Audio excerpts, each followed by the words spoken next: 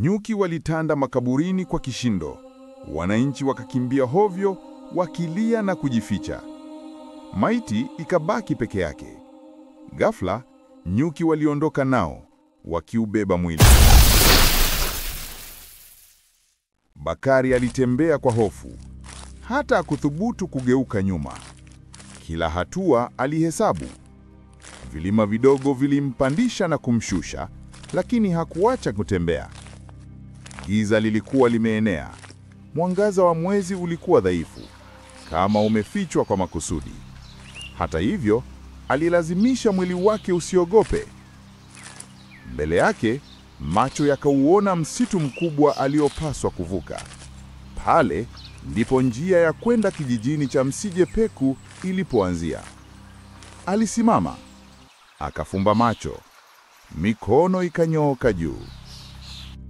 Bismillah, ya Allah, nisaidie, niruhusu nivuke salama nifike kijijini kwa baba yangu. Amin. Alipomaliza, akapita mikono usoni. Lakini hofu ikamvaa upya. Miguu yake ilianza kulegea. Ndipo zikaanza kusikika sauti. Bakari, Bakari. Zilitoka kila upande wa msitu. Zikajirudia mara kwa mara. Mama, upo wapi? Aliita kwa sauti ya hofu. Nipo hapa, njoo mwanangu. Sauti moja ilijibu.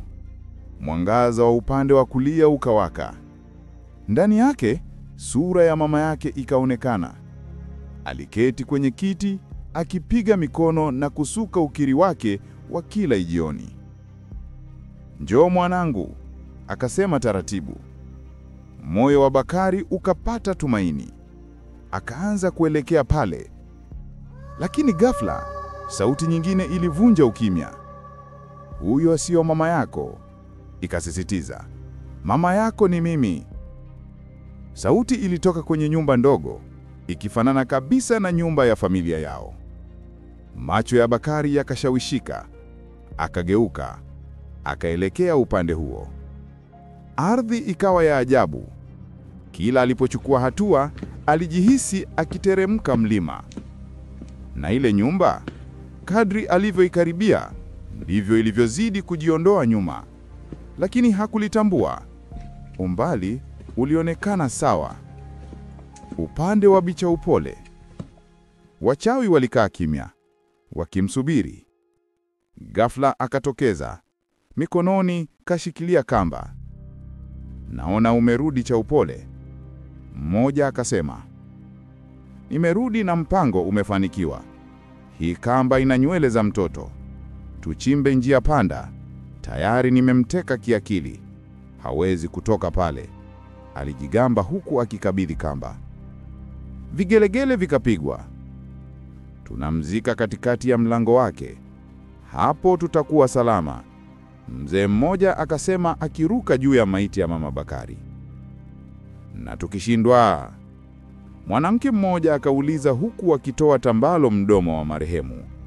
Alijibu, kila mmoja atachukua kiungo na kukifukia mlangoni kwake. Bicha Upole akatabasamu. Tusipoteze muda. Tuanze kugawana huu mwili. Wote wakabakia kuangaliana. Hatimaye kila mmoja akaanza kuchukua kiungo kutoka kwa mama Bakari. Wakati huo, baba wa Bakari alihisi jambo. Haraka akavuta irizi iliyokuwa shingoni.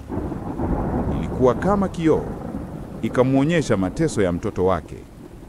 Shenzi, wamemteka akili. Ngoja niende mwenyewe, aling'ung'unika. Lakini kabla hajapiga hatua, ghafla alizingirwa na maelfu ya nyuki waliotokea bila onyo.